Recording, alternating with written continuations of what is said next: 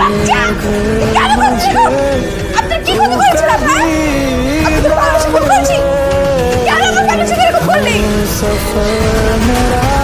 বলছি তুমি এই মুহূর্তে যাদের জন্য কান্না করছো না, আসল ঘটনা শোনার পরে তাদের মুখেই তুমি কেন? কি করেছে আমার ফ্যামিলি? কি করেছে।